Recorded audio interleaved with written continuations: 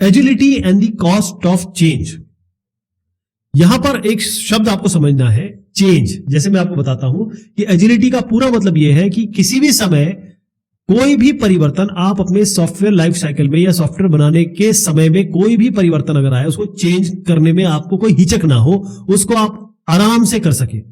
यहां पर आपको मैं एक ग्राफ दिखाऊंगा, उसी से हमको कॉस्ट पता चलेगा कि जो कॉस्ट अगर हमारा नॉर्मल ये वाला देखिए, ये जो काला मोटी लाइन है ब्लैक वाली, इसमें non linearly cost of change increases non linearly as project progresses. अब यहां पर देखिए कि जो एक्स एक्सिस में ये डेवलपमेंट शेड्यूल है, ये आगे बढ़ रहा है समय जब आप डेवलपमेंट कर रहे हैं, ये डेवलपमेंट कॉस्ट है। तो जैसे जैसे डेवलपमेंट बढ़ेगा और जहां पर आप चेंज करना चाहेंगे, यहां पर करना चाहेंगे, यहां पर करना चाहेंगे या यहां पर करना चाहेंगे, मान लीजिए सॉफ्टवेयर बनना पूरा यहां कंप्लीट हो रहा है, तो अगर आप यहां पर करना चाहेंगे तो आप देखिए इसकी कॉस्ट कितनी बढ़ जाएगी। ठीक है जी।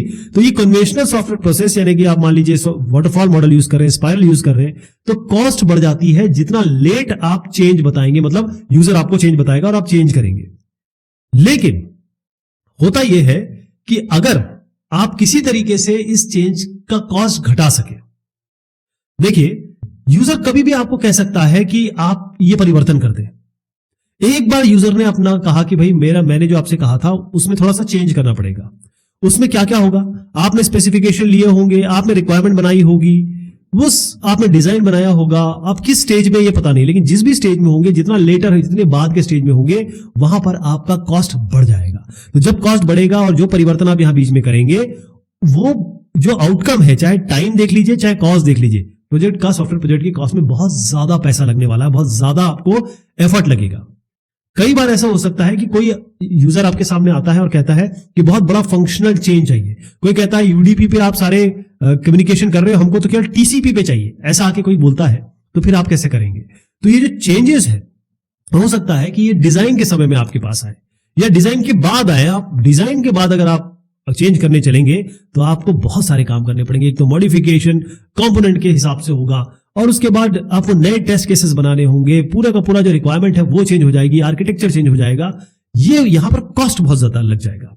और अगर आप टाइम और कॉस्ट को रोकने की कोशिश करेंगे किसी तरीके से कि हम परिवर्तन तो कर रहे हैं, चेंज कर देंगे यूजर के हिसाब से, टाइम और कॉस्ट को बदलने में आप कोई भी काम नहीं कर सकते, क्योंकि ये टाइम आपका ज्यादा लगेगा, कॉस्ट भी ज्यादा लगेगा। तो ध्यान रखिएगा कि ये जो है ये कन्वेंशनल तरीका है। तो एजिलिटी की बात कहां आती है? अब मैं आपको वो ग्राफ दिखाऊंगा, वो लाइन दिखाऊंगा जो एजिलिटी से आती है, एजाइल डेवलपमेंट से आती है। वो है ये नीली लाइन। होनी तो ये डॉटेड लाइन होनी चाहिए ये, लेकिन ये अचीव करना बहुत मुश्किल है। लेकिन अगर आप एजाइल डेवलपमेंट करते हैं, तो अगर आप बहुत अच्छा एजाइल प्रोसेस तैयार करते हैं, तो ये जो कर्व था जो इस तरीके से आ रहा था, यानी जितना देर आप चेंज में लगाए, मतलब जितने देर से आपके पास चेंज आएगा उतना ज्यादा कॉस्ट बनेगा।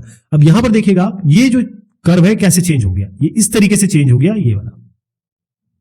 इससे क्या हुआ कि अगर मान लीजिए यहां पर मान लीजिए चेंज आता है, तो अगर इसके हिसाब से मैच करूं तो यहां कॉस्ट कितना आ रहा है और यहां कॉस्ट कितना आ रहा है, और इस पॉइंट पे पहुंच जाऊं तो यहां पर कितना कॉस्ट आ रहा है और यहां कितना कॉस्ट आ रहा है सेम पॉइंट पे।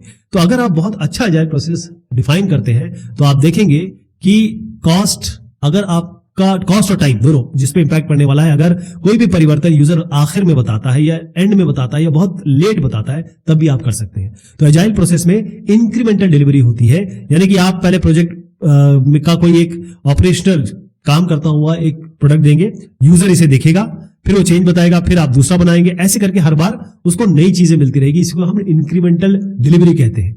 और हर बार जब भी आप इंक्रीमेंटल डिलीवरी देंगे, हर बार आपको यूनिट टेस्टिंग करनी पड़ेगी, यानी कि उसको चेक करना पड़ेगा कोई बग्स एरर्स तो नहीं है। पेयर प्रोग्रामिंग इसकी बहुत एक इंपॉर्टेंट एस्पेक्ट है कि एक सिस्टम के आगे दो लोग बैठेंगे, एक आदमी काम कर रहा होगा, दूसरा उसके साथ काम कर रहा होगा, तो साथ में काम भी हो रहा होगा, साथ में टेस्टिंग भी होगी। तो इससे क्या होगा कि जो चेंज बेसिकली जो चेंज आगे आने वाला है इस जगह पे, उसका कॉस्ट ड्रामेटिकली कम हो जाता है। यही तरीके अपनाने होंगे ताकि चेंज कम हो जाए, चेंज का कॉस्ट कम हो जाए।